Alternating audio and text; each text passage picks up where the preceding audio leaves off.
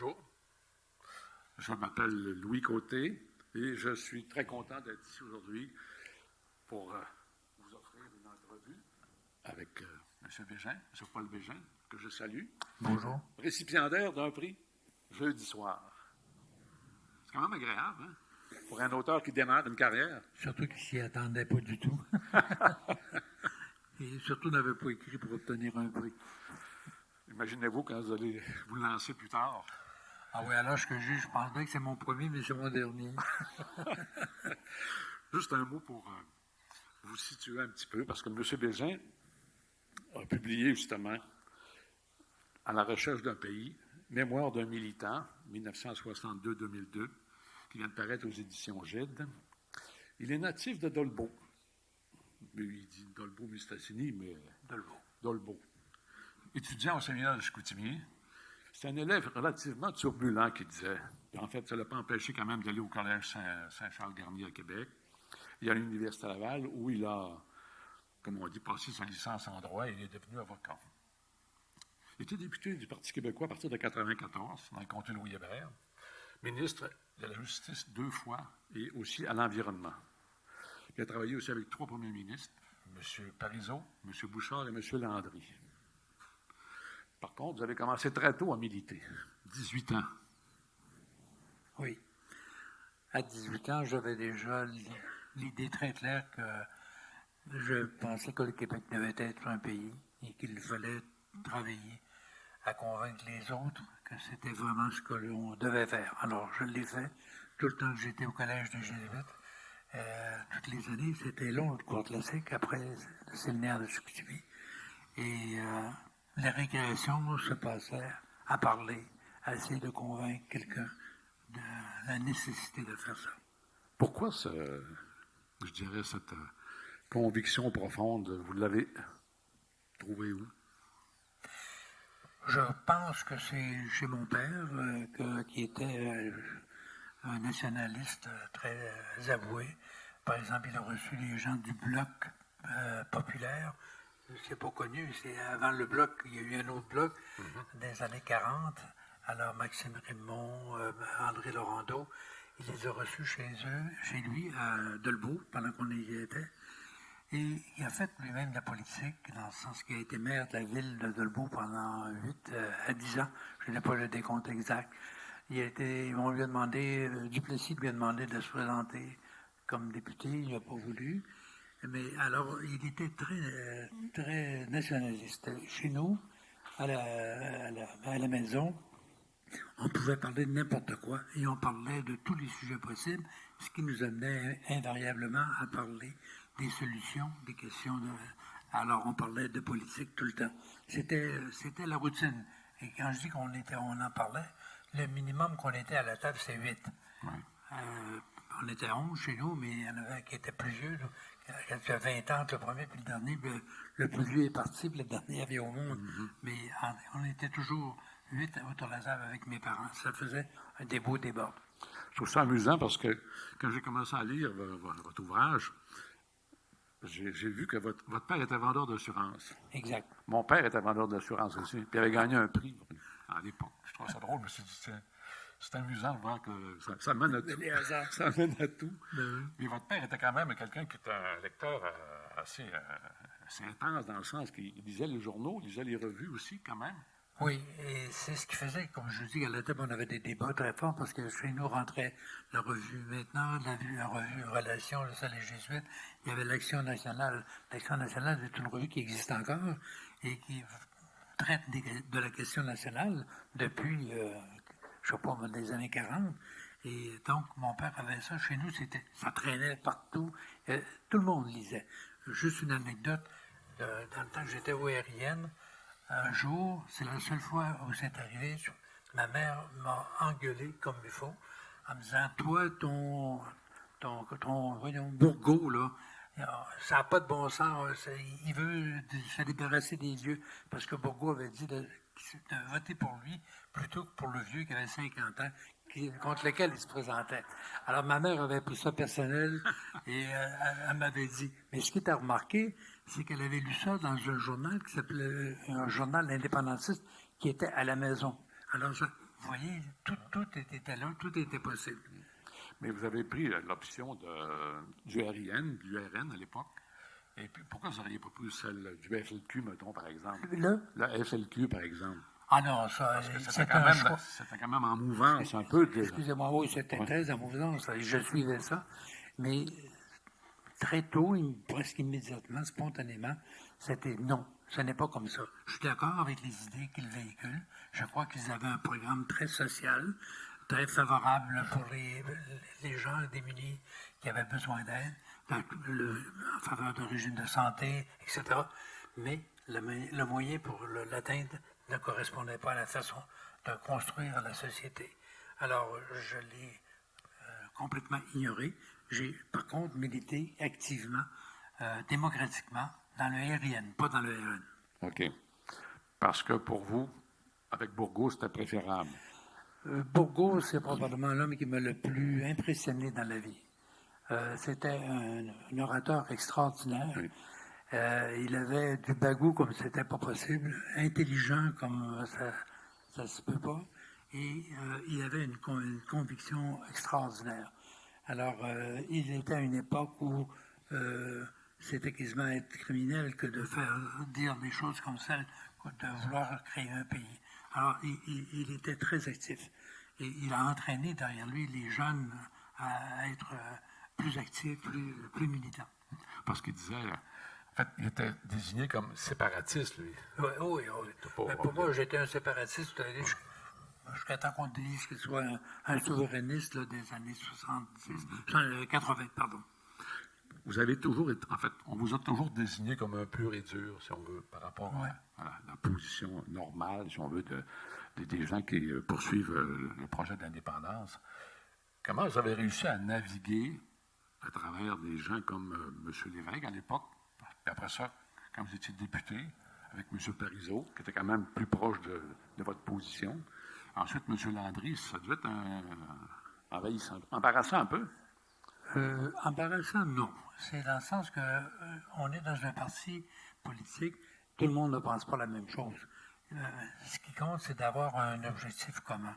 Si on pense qu'on veut faire la souveraineté, on est prêt à oublier bien des écarts d'une autre personne, des façons différentes de penser. Le reste, qui est extrêmement important, c'est le programme qu'on veut avoir. Le programme de M. Lévesque, qui était de gauche, si on veut, par rapport à ce qui traînait dans le paysage. M. Parizeau, M. Landry sont des hommes de gauche plutôt que des hommes de droite. C'était pas des gens, c'est des gens pour le progrès social, le progrès économique, progrès dans tous les sens du terme. Et alors, j'avais aucune idée, aucun problème. Quand arrive le temps de dire comment ça va se faire, c'est un référendum, là, ça devient plus corsé. Et c'est là qu'il y a eu les plus grosses difficultés. C'est là que c'est dans mon livre, on voit les passages les plus importants qui se sont produits au Québec et qui ont amené les divergences profondes au point que en 85, 40% du parti ou des membres de ceux qui formaient le Congrès ont quitté le parti pour fonder le RDI, pas la radio, mais Rassemblement démocratique pour l'indépendance. Et c'était le précurseur du retour de M. Parizeau 5-6 ans après. Parce que la période, vous en parlez quand même assez longuement, la période de 1982 jusqu'à 84 et même jusqu'en 90 à l'échec du lac Meech, vous avez dû rugir parce qu'en réalité, la proposition du beau risque qui avait été présentée à l'époque, puis vous le présentez un peu comme un genre de coup monté quelque part à l'effet qu'il y avait comme tout un scénario préparé entre M. Bouchard, M. Mulroney et puis M. Lévesque tombé dans le panneau d'après vous, là, si on veut. Tout le monde se rappelle que Mulroney disait qu'il fallait rentrer au pays, dans l'enthousiasme, dans la Constitution, dans l'enthousiasme, il y a un autre mot qui m'échappe là. Et ça a été repris par Lévesque, et personne ne m'a contredit encore à cette date, tout ce que j'ai dit là-dedans. Deuxièmement, personne n'a expliqué pourquoi M. Lévesque, au mois de juin 1984, au Congrès, au moment où les militants ont adopté des résolutions qualifié de ceinture puis de bretelle en même temps pour être certain qu'on va aller dans cette direction-là. Monsieur l'évêque était membre de l'exécutif national qui rédigeait la proposition contenant ces choses-là, n'a pas dit un seul mot. Contrairement à son habitude, où après chaque congrès, il faisait une sortie contre quelque chose qui s'était passé au congrès. Donc, cette fois-ci, pas un mot. C'est en juin que ça se passe. Juillet, août passe, pas de problème, pas de conseil des ministres, pas de réunion du conseil national, des instances du parti, tout est mort, rien. Et en septembre, au conseil national, M. l'évêque dit on va prendre un beau risque. On va mettre la souveraineté de côté. On y croyait, mais si on y croyait, ça veut dire qu'on n'y croit plus. Et c'est là que le virage s'est produit. C'est un changement que M. l'évêque n'a jamais discuté avec les militants. Il a tenté de l'imposer comme tel. Moi, personnellement, je n'ai jamais accepté cette chose-là. Et c'est là où vraiment un schisme s'est produit. Et c'est pour ça qu'il s'est produit, parce que c'était pas le sens que le Congrès de 2000 personnes venait de voter 2 mois auparavant. Et ça veut dire aussi que vous dites dans votre livre, à un moment donné, le beau risque, vous êtes content que l'expérience du lac Meech ait raté. Par rapport à bien des gens qui auraient voulu que ça devienne quelque chose de fascinant, de regroupement. Ce que M. l'évêque proposait avec Mulroney au départ, c'était le beau risque. Son contenu n'était pas défini, mais c'était qu'on rentrait dans la Constitution. Ouais. Le lac Meech, c'était la continuation de cette aventure qui commençait avec le discours de M. l'évêque, et c'était rendu ce que contenait le lac Meech. Ce qu'on avait pour le Québec dans le lac Meech, c'était rien. C'est la reconnaissance qu'on était une nation, ou à peu près. Mais où est-ce qu'était le pouvoir de dépenser? Où est-ce qu'était l'empiètement sur les compétences du Québec? Toutes les choses qui étaient signifiantes, il y avait zéro. Alors si on avait signé ce document-là, on aurait signé notre arrêt de mort définitif avec ce document-là. Alors moi, j'étais content que le lac Meech avorte. Ça remettait le jeu ouvert. Et là, c'était à nous de convaincre les gens de changer de décision. C'est ce qu'on a fait avec M. Parizeau. On s'est rendu jusqu'en 94 d'abord pour se faire élire, en promettant que si on était élu, on ferait un référendum sur la souveraineté. Et on l'a fait. Et en 95, c'est le référendum qu'on a perdu par un vrai. Quand on devient député, là, et ministre, parce que quand vous avez été élu en 94, vous êtes devenu député et ministre, vous n'aviez jamais été... vous n'aviez jamais siégé de choses. Comment ça s'est passé? Vous devez trouver ça, c'est la marche assez haute? Non, pas dans ce sens-là. Je n'avais pas voulu jamais faire de la politique au sens de me faire élire. J'étais un militant très actif, j'étais membre de l'exécutif national. Donc, après avoir été président de comté, président de ma région, 17 comtés, membre de l'exécutif national, 2e vice-président du parti. Donc, j'avais gravi tous les échelons possibles et je faisais de la politique partisane à travers le parti, mais pas comme membre de la députation. En 89, Parizeau, qui m'avait recruté à nouveau, parce que faut que je dise qu'en 88, j'avais promis à mes associés que je ne ferais plus de politique.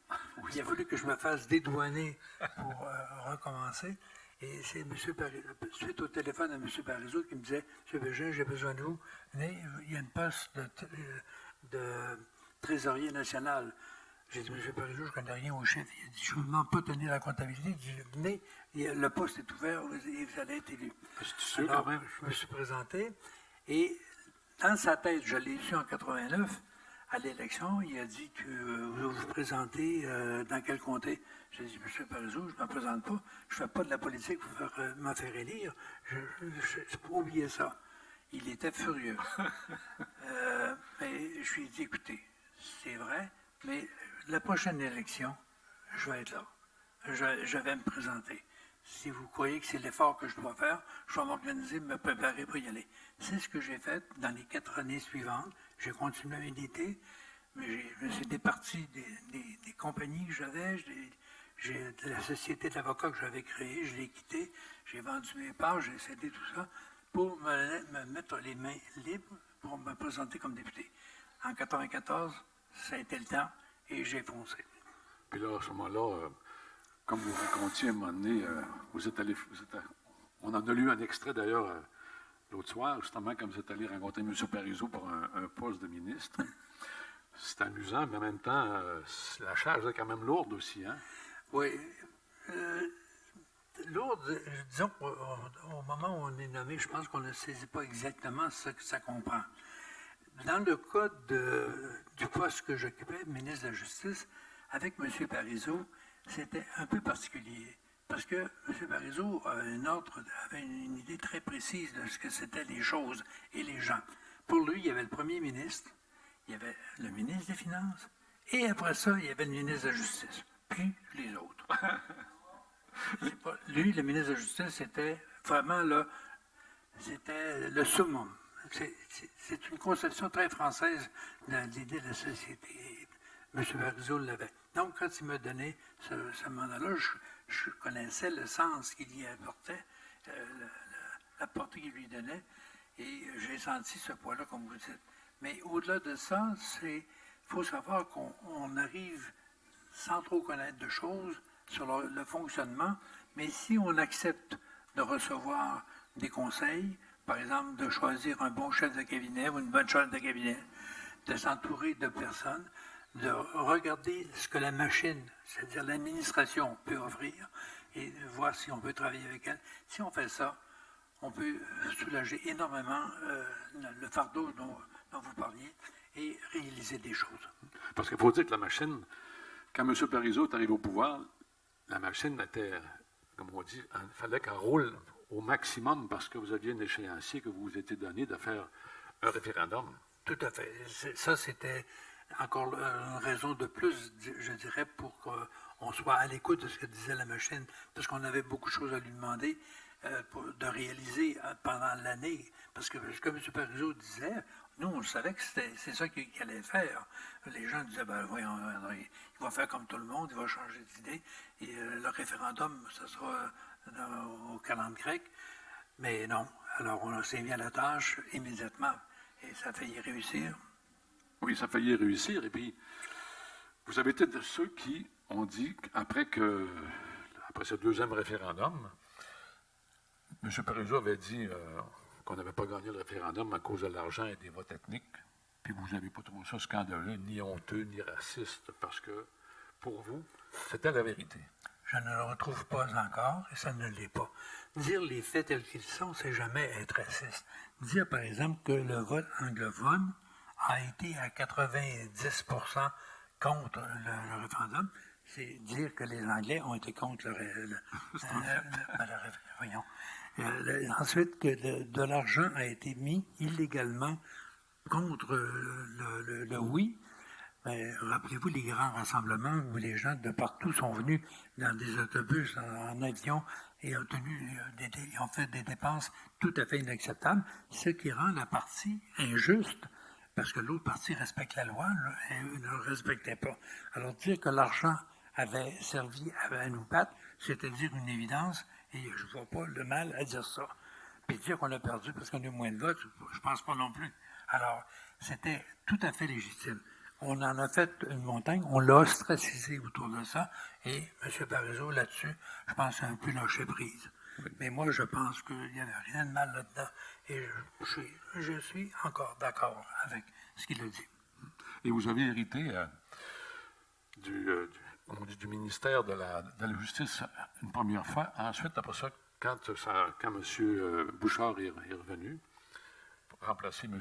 Parizeau, vous avez hérité du ministère de l'Environnement. Non, c'est pas tout à fait. C'est M. Landry. Non, M. Bouchard, quand il est arrivé, il a continué mon mandat comme ministre de la Justice. Quand M. Parizeau est parti.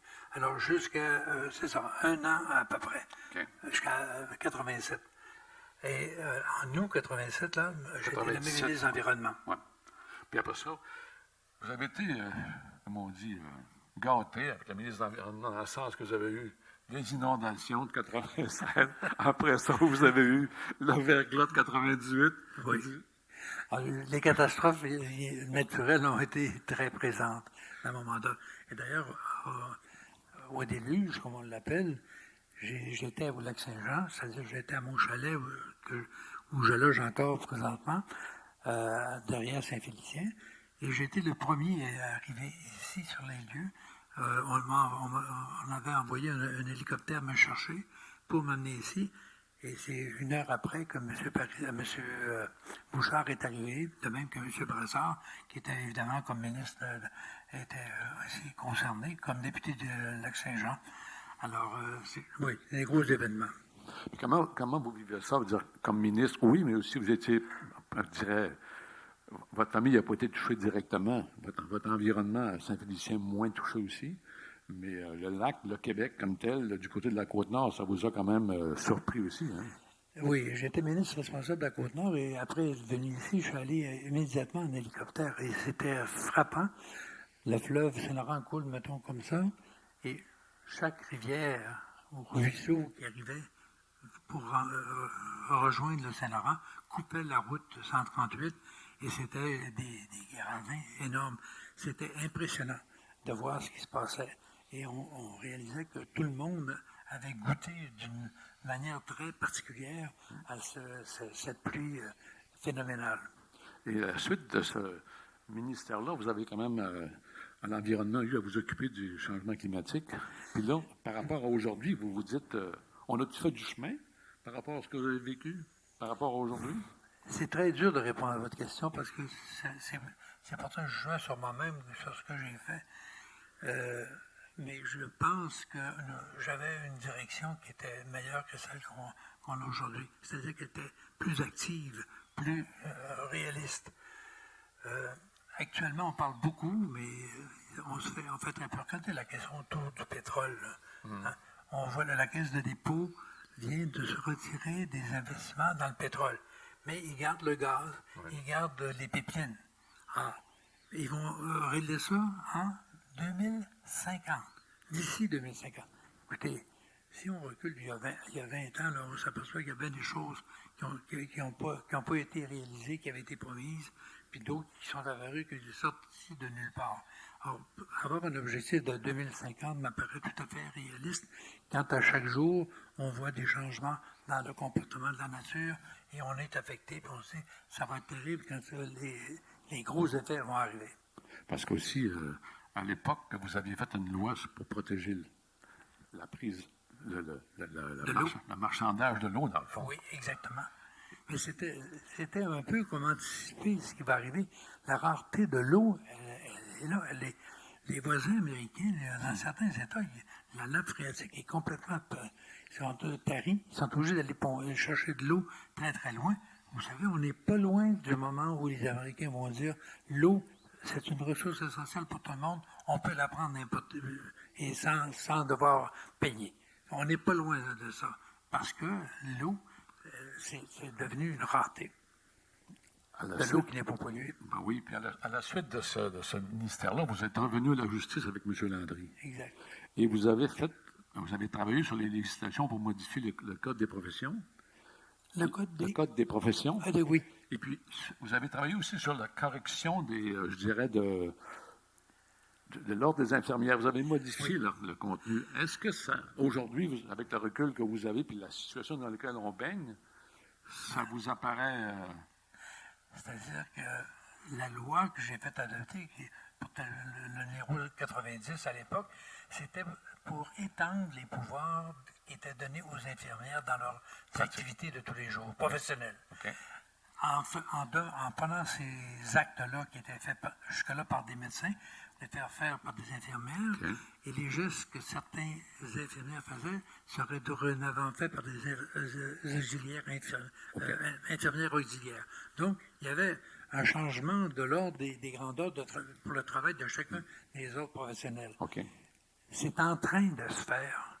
Et on a commencé à vraiment donner des mandats particuliers aux infirmières.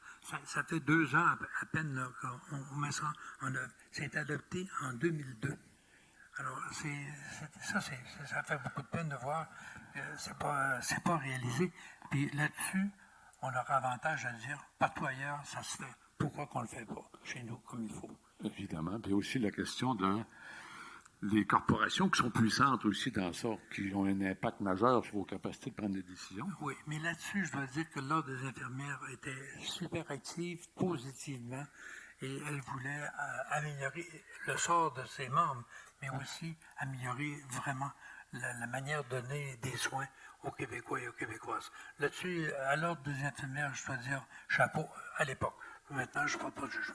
OK. Parce qu'actuellement, ils sont pris avec un autre, je dirais, ils ne font pas le verglas, mais la COVID, ce qui est quand même aussi un chambardement dans notre société. Exact. Et puis, comment ça se fait que depuis, mettons, entre 2002, où vous avez quitté la vie politique, puis 2021, il s'est passé quand même presque 20 ans. Je me dis, comment se fait-il que vous ayez attendu si longtemps pour produire votre ouvrage? D'abord, ma méthode d'écriture, c'est que j'ai pris ma retraite à 60 ans et j'ai décidé de ne pas retravailler. OK. Ça va de soi, pas de sa retraite, mais j'avais pensé faire du bénévolat en donnant mes services à des organismes qui travaillent dans le milieu de l'environnement, comme Nature, Québec, tous les organismes comme ça. Je voulais leur donner la possibilité de les défendre gratuitement, c'est-à-dire en payant 10% du coût normal prévu pour une opération. Si un dossier s'ouvrait et qu'on évaluait que ça coûterait à peu près 40 000 d'honoraires, au lieu de charger 40 000, je chargerais 4 000 uniquement pour payer les frais. Donc, c'était, puis deuxièmement, décourager ceux qui veulent toujours profiter des choses qui sont gratuites. Ouais. Et là, on avait vraiment un effort. Mais je me suis rendu compte qu'après 10 ans sorti du métier, c'était trop demandé que de recommencer au pied de l'échelle, refaire ce que j'avais fait pendant 25 ans. Ça n'avait pas aucun bon sens. Pendant tout ce temps-là, je n'ai pas évidemment écrit. J'ai fait un petit peu aussi, c'est écrit dans le prologue, j'ai fait pendant 2 ou 3 ans un peu de militantisme de base. À l'époque, donc, tout ça était encore vivant comme tel. C'est seulement après que là, j'ai commencé à dire, bon, il faudrait que j'écrive. Mais c'était pas ces mémoires-là que j'avais à l'esprit. C'était plus ma vie personnelle, ma vie familiale et mon travail. Mais aussi, évidemment, la question de la politique, mais c'était un petit peu marginal. Là, c'est quoi, 150 pages. Il y a 150 pages de vie personnelle. Le reste, c'est de la politique. Le ratio aurait été inverse au moment où j'ai commencé à travailler. OK. Parce que vous auriez pu, évidemment, là, je pensais que c'était un premier tome, là, que vous auriez peut-être le goût de produire un autre sur votre vie personnelle.